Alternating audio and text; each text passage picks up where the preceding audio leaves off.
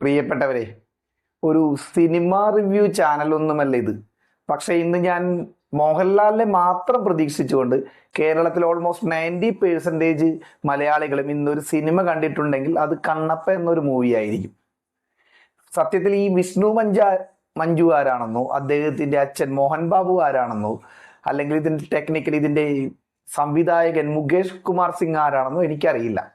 ഞാൻ സിനിമയെ കുറിച്ച് വളരെയേറെ ഭയങ്കര ഡീപ്പായ ഒരു അവഗാഹമുള്ള ആളൊന്നുമല്ല.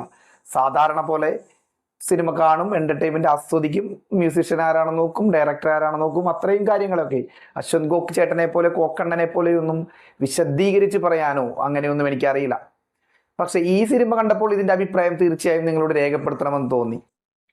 കാരണം മറ്റൊന്നുമല്ല, ഇവർക്ക് ഈ ഒരു സൗത്ത് ഇന്ത്യയിലെ ആളുകൾക്ക് അല്ലെങ്കിൽ മലയാളം വിട്ടപ്പുറത്തേക്ക് ഈ തെലുങ്ക് കന്നഡ ഇൻഡസ്ട്രിയിലുള്ള ആളുകൾക്ക് ഒരു തോന്നലുണ്ട്, മലയാളത്തിൽ നിന്ന് മോഹൻലാൽ അല്ലെങ്കിൽ മമ്മൂട്ടി, തമിഴിൽ നിന്ന് ആരെങ്കിലും ഒരു നടൻ, അല്ലെങ്കിൽ തെലുങ്കിൽ നിന്നൊരാൾ, സൗത്ത് ഇന്ത്യയിൽ നിന്നൊരാൾ, അങ്ങനെ കുറച്ച് പേരെ വെച്ച്, കുറച്ച് സിനിമാ നടന്മാരെ വെച്ച് ഒരു സിനിമ ചെയ്തു കഴിഞ്ഞാൽ അതൊരു pan Indian world wide release ചെയ്യാമെന്ന്. എൻ്റെ പൊന്നു മോനെ, മോഹൻലാലിനെ കണ്ടിട്ടാണ് ഈ സിനിമ കാണാൻ ഞാൻ പോയത്. പക്ഷേ എൻ്റെ ഒരു അഭിപ്രായം പറയുകയാണെങ്കിൽ ഈ സിനിമ ഏഷ്യാനെറ്റിന്റെ അല്ലെങ്കിൽ സ്റ്റാർ നെറ്റ്വർക്കിന്റെ ചാനലുകളിൽ വൈകുന്നേരം 6:30 ഒരു ഷോ ആയിട്ട്, അല്ല സീരിയലായിട്ട് ചെയ്യേണ്ടതായിരുന്നു. അത്രയുമേ ഇതുണ്ടായിരുന്നുള്ളൂ. പക്ഷെ അങ്ങനെ കാണുകയാണെങ്കിൽ കുറച്ച് നമ്മുടെ വീട്ടിലെ ആളുകളൊക്കെ അത് സീരിയലിന്റെ ഭാഗമായി കണ്ടിരുന്നു പോകും. സിനിമ ടെക്നിക്കൽ സൈഡ് നോക്കുകയാണെങ്കിലും ഒരു സ്റ്റോറി വൈസ് നോക്കുകയാണെങ്കിലും, സ്റ്റോറി വൈസ് കുഴപ്പമില്ല, പക്ഷേ അതൊരു എടുത്തിരിക്കുന്ന രീതി വെച്ച് നോക്കുകയാണെങ്കിലും വളരെയേറെ എന്നെ സംതൃപ്തിപ്പെടുത്തിയില്ല എന്ന്, മോശമാണെന്ന് പറയുന്നത് ശരിയല്ല എന്ന് വിശ്വസിക്കുന്നത് കൊണ്ട് സംതൃപ്തിപ്പെടുത്തിയില്ല എന്ന് വേണം പറയാൻ. നമ്മുടെ എന്താ പറയാ, മോഹൻ ബാബു അദ്ദേഹത്തിന്റെ മോന്റെ കഥയിൽ അദ്ദേഹത്തിന്റെ മകനായ വിഷ്ണു മഞ്ജുവിനെ നായകനാക്കി ഒരു സിനിമ എടുക്കുന്നു. മുകേഷ് കുമാർ സിംഗ് ഞാൻ ഗൂഗിളിൽ നോക്കിയപ്പോഴാണ് കണ്ടത്. അദ്ദേഹം 2014, 2015 സീസണുകളിൽ നമ്മുടെ നാട്ടിൽ മഹാഭാരതം സീരിയൽ ഇറങ്ങിയില്ല, അതിന്റെ ഒരു സംവിധായകന്റെ ഒരാളാണ്. അത് ഒരു കൂട്ടം ആളുകളാണ് സംവിധാനം ചെയ്തതെന്നാണ് എനിക്ക് ഗൂഗിൾ നോക്കിയിട്ട് മനസ്സിലായത്. അത് ഈ സിനിമയിൽ പ്രതിഫലിച്ചിട്ടുണ്ട്. ഈ സിനിമയിലെ കാസ്റ്റിംഗിൽ അത് പ്രതിഫലിച്ചിട്ടുണ്ട്. മഹാഭാരതത്തിൽ അഭിനയിച്ച ആളുകൾക്ക് തന്നെയാണ് ഈ സിനിമയിൽ 1-2 പേര് കഥാപാത്രങ്ങളുണ്ട്. സ്പോയിലറിലേക്കൊന്നും കിടക്കുന്നില്ല. എന്റെ പൊന്നിൽ ലാലേട്ട, നിങ്ങൾക്ക് എന്തിന്റെ കേടായിരുന്നു? എനിക്ക് മനസ്സിലാവുന്നില്ല. ന്യൂസിലൻഡിലൊക്കെ പോയി ഷൂട്ട് ചെയ്ത് നിങ്ങൾ ഇതിനു വേണ്ടിയായിരുന്നു എന്ന്. മോഹൻലാൽ തന്നെയുള്ള ഒരു അതുല്യ നടനൊന്നും ഈ റോളിൽ വേണമെന്നൊന്നും ഉണ്ടായിരുന്നില്ല. ആരെങ്കിലും വെച്ച് അഭിനയിപ്പിച്ചാൽ മതിയായിരുന്നു. അങ്ങനെ മോഹൻലാലിന് ചെയ്യാൻ കഴിയുന്ന ഒരു ചലഞ്ചിങ് ആയിട്ടുള്ള ഒരു കഥാപാത്രം ഒന്നായിട്ട് എനിക്ക് തോന്നിയിരുന്നില്ല. കുറച്ചു നാളുകളായി ലാലേട്ടന്റെ ഒരു ഡൗൺഫാൾ കഴിഞ്ഞു വന്ന് പഴയ ലാലേട്ടനെ കിട്ടിക്കൊണ്ടിരിക്കുന്ന സമയമാണ്. പഴയ ലാലേട്ടന്റെ ആ ഒരു രീതിയിലുള്ള അഭിനയശേഷി ഒന്നും വന്നില്ലെങ്കിൽ കൂടി, പക്ഷേ ലാലേട്ടൻ ഒരു മികച്ച കഥാപാത്രങ്ങളും മികച്ച സിനിമകളുമായി മുന്നേറിക്കൊണ്ടിരിക്കുന്ന സമയമാണ്. എനിക്ക് തോന്നുന്നത് അദ്ദേഹത്തിന് കണ്ണുകെട്ടാതിരിക്കാൻ അദ്ദേഹം മനഃപൂർവ്വം അഭിനയിച്ച ഒരു സിനിമയായിരിക്കും ഇതെന്നാണ്. കാരണം അല്ലെങ്കിൽ നാട്ടുകാർ പറയില്ലേ, ലാലേട്ടൻ ഇങ്ങനെ പൊന്തിക്കൊണ്ടിരിക്കുന്നു, മികച്ച സിനിമകളുമായി വരുന്നു, അപ്പോൾ അതിൻ്റെ ഇടയ്ക്ക് ഒരു മോശം സിനിമയിൽ കയറി അഭിനയിച്ചാൽ ആളുകൾ കുറ്റം പറയുകയും അങ്ങനെ തനിക്ക് ഉണ്ടാകുന്ന ഒരു ദോഷങ്ങൾ, കണ്ണീറുകളൊക്കെ പോകുമെന്ന് അദ്ദേഹം വിശ്വസിക്കുന്നുണ്ടാകും എന്ന് വിശ്വസിക്കുവാനേ നിവർത്തിയുള്ളൂ. ഞാനൊരു കട്ട മോഹൻലാൽ ആരാധകനാണ്. അതിന്റെ പേരിൽ എനിക്ക് ഒരുപാട് ഫ്രണ്ട്സിൽ നിന്ന് കുറച്ച് നാളുകളായി മോശം അനുഭവമല്ല, കളിയാക്കലുകൾ കിട്ടിയിട്ടുണ്ട്. മലൈക്കോട്ടെ വാലിബൻ എന്ന് പറയുന്നത് എനിക്ക് വളരെയേറെ ഇഷ്ടപ്പെട്ട സിനിമയായിരുന്നു. പക്ഷേ അതിന്റെ പേരിലൊക്കെ ഞാൻ ദൂരം ട്രോളുകൾ കേട്ടിട്ടുണ്ട്. ലാലേട്ടൻ ഇതിൽ അഭിനയിക്കേണ്ട കാര്യമൊന്നും ഉണ്ടായിരുന്നില്ല. പിന്നെ ഈ സിനിമയെ കുറിച്ച് പറയുകയാണെങ്കിൽ ഞാൻ ആദ്യമേ ഒരു കാര്യം പറയാം. ഞാൻ വളരെയേറെ ഞാനൊരു ദൈവവിശ്വാസിയാണ്. അതുകൊണ്ട് ഒരു വിശ്വാസത്തെ ഹനിക്കുന്ന രീതിയിലൊന്നുമല്ല ഞാൻ ഇതിനകത്ത് ഒരു പക്ഷേ വിമർശനങ്ങൾ ഈ സിനിമയെക്കുറിച്ച് മാത്രമാണ്. ഞാൻ ഈ സിനിമയുടെ കഥാപാത്രങ്ങളെ പറ്റിയും അതിന്റെ ടെക്നിക്കൽ സൈഡിനെ പറ്റിയും അത് എടുത്തിരിക്കുന്ന രീതിയെ പറ്റിയും മാത്രമാണ് വിമർശിക്കുന്നത്. ഇത് യാതൊരു ഭക്തിയോ ഒരു വിശ്വാസത്തിനോ ഞാൻ എതിരല്ല. യാതൊരു മതങ്ങളെയോ ഞാൻ ഇതിൽ താഴ്ത്തിക്കെട്ടാൻ ആഗ്രഹിക്കുന്നുമില്ല. ഒരിക്കലും ഞാൻ അത്തരത്തിലൊരാളുമല്ല എന്ന് ആദ്യമേ സൂചിപ്പിക്കട്ടെ. ഞാനൊരു തികച്ചും പൂർണ്ണ ദൈവവിശ്വാസിയാണ്. എൻ്റെ വിമർശനങ്ങൾ എന്തെങ്കിലും ഉണ്ടാവുകയാണെങ്കിൽ അത് ഈ സിനിമയെക്കുറിച്ച് മാത്രമാണ്.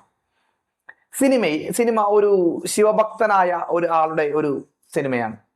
അദ്ദേഹത്തിന്റെ ഒരു പഴയ ഒരു കാളഹസ്തി എന്ന് പറയുന്ന ആ ഒരു ക്ഷേത്രത്തെ പറ്റിയുള്ള ഐതിഹ്യത്തെ ഉൾക്കൊണ്ടുകൊണ്ട് നിരവധി സന്യാസി ശ്രേഷ്ഠന്മാരെയൊക്കെ കൺസൾട്ട് ചെയ്തെടുത്ത സിനിമയാണെന്നൊക്കെ പറഞ്ഞ് എഴുതി കാണിക്കുന്നുണ്ട്. പക്ഷേ അത് ഒരു സിനിമയോട് നീതി പുലർത്തിയോ എന്ന് ചോദിച്ചു കഴിഞ്ഞാൽ ആ ഒരു സിനിമയോട് നീതി പുലർത്തിയില്ല എന്ന് വേണം പറയാൻ. കാരണം സിനിമയുടെ ഒരു ടെക്നിക്കൽ സൈഡ് നോക്കുകയാണെങ്കിൽ VFX ആദ്യമേ പറയേണ്ട ഒരു കാര്യം, ഡബ്ബിങ്. മലയാളത്തിലാണ് ഞാൻ സിനിമ കണ്ടത്, ഡബ്ബിങ് വളരെ മോശം. സിനിമയിലെ നായകനായ വിഷ്ണു മഞ്ജുവിന് കൊടുത്തിരിക്കാൻ ശബ്ദം നൽകിയിരുന്ന ശബ്ദകലാകാരൻ അദ്ദേഹം വേറെ ആർക്കെങ്കിലും ശബ്ദം കൊടുക്കുന്നതായിരിക്കും നല്ലത്. ഒരു നായക കഥാപാത്രത്തിന് വേണ്ട ഒരു ഗാംഭീര്യമുള്ള സൗണ്ട് ഒന്നും കൊടുക്കാനുള്ള ഒരു അല്ല, അതായത് ആപ്റ്റായുള്ള സൗണ്ട് അല്ല നായകൻ ഉപയോഗിച്ചിരിക്കുന്നത്. പിന്നെ പലരുടെയും മലയാളത്തിൽ ലിപ്സിങ്ങുകളൊന്നും ശരിയാകുന്നില്ല. ആ ഒരു ഡബ്ബിങ് തന്നെ വളരെ മോശം. പിന്നെ പല ഫൈറ്റുകളും ഇരുട്ടിലാണ്, അതിന്റെ പേരിൽ പലതും മനസ്സിലാകുന്നില്ല. അത് മാത്രമല്ല, നായകനൊക്കെ ഫൈറ്റ് സീനിൽ ഇടിക്കുന്നതൊക്കെ കാണുമ്പോൾ സൗണ്ടും ശരിക്കും യഥാർത്ഥത്തിൽ ഇടിക്കുന്നതൊന്നുമല്ല, സൗണ്ടും എല്ലാം കൂടി മിക്സിംഗ് ആകുമ്പോൾ ഒറിജിനാലിറ്റി ഫീൽ ചെയ്യുന്നതാണ് സിനിമയിൽ. അതൊരു സിനിമയുടെ ടെക്നിക്കൽ സൈഡിൽ നിന്നുള്ളൊരു ഇതാണ്. പക്ഷേ അതൊക്കെ തീർത്തും പോരായ്മയാണ്. എന്താണ് കാണിച്ചു കൂട്ടുകൊണ്ടിരിക്കുന്നത് എനിക്കറിയാൻ പാടില്ല. ചില ആളുകളൊക്കെ പറയുന്നുണ്ട് കാട്ടപരാധമൊക്കെയാണെന്ന്.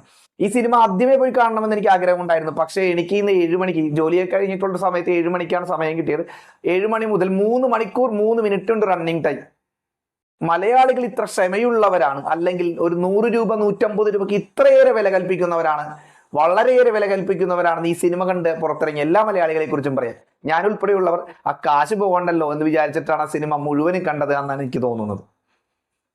പിന്നെ സിനിമയുടെ ഫൈറ്റ്, അഭിനയിച്ചിരിക്കുന്ന ഒരു അഭിനയ ശൈലിയോ, ഇതിനകത്ത് പ്രഭാസിനെ കാണിക്കുമ്പോൾ ഒരു സ്ക്രീൻ പ്രസൻസ് ഒക്കെ തോന്നുന്നുണ്ട് സിനിമയിൽ. കാരണം അല്ലെങ്കിൽ പ്രഭാസ് നമുക്ക് ബാഹുബലി എന്ന് പറയുന്ന ഒരു ഹൈപ്പ് സിനിമ ഉണ്ടാക്കി വെച്ചിരിക്കുന്ന ആ ഒരു ഇതുണ്ടല്ലോ, അതുകൊണ്ട് അദ്ദേഹത്തെ നമ്മൾ മാനസികമായി നമുക്ക് അങ്ങനെ തോന്നുന്നതായിരിക്കാം. പക്ഷേ അദ്ദേഹത്തിന്റെ ഒരു സിനിമയുണ്ടല്ലോ, മറ്റേ രാമായണത്തിൽ ഉൾക്കൊള്ളുന്ന ഒരു സിനിമ കഴിഞ്ഞ ദിവസം ഇറക്കിയല്ലോ, അതിനെ തോൽപ്പിക്കും ഈ സിനിമ.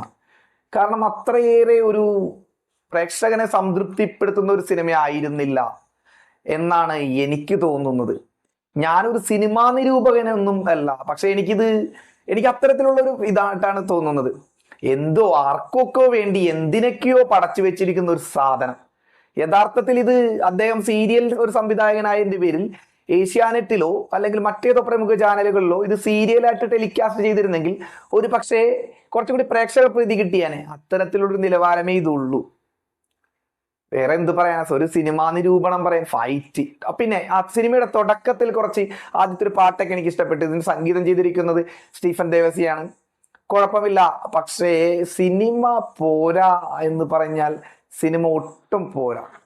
നിവർത്തിയുണ്ടെങ്കിൽ നിങ്ങൾ തിയേറ്ററിൽ പോയി കണ്ട് നിങ്ങളുടെ അഭിപ്രായം തന്നെ നിങ്ങൾ രേഖപ്പെടുത്തുക. ഒരു സിനിമയ്ക്ക് പോകരുതെന്ന് പറയുന്നതൊന്നും ശരിയല്ല എന്നതുകൊണ്ട് മാത്രം ഈ സിനിമയ്ക്ക് പോകണ്ട എന്ന് ഞാൻ പറയുന്നു എന്നുള്ളൂ.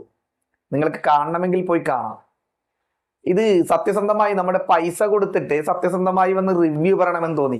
ഒരു ടെക്നിക്കൽ അവഗാഹമോ അല്ലെങ്കിൽ ഒരു സിനിമയെ കുറിച്ച് ഭയങ്കര നിരൂപണം നടത്താനുള്ള ഒരു ശേഷിയൊന്നും ഉള്ള ആളല്ല ഞാൻ. ആദ്യമേ ഞാനത് സൂചിപ്പിച്ചിരുന്നല്ലോ.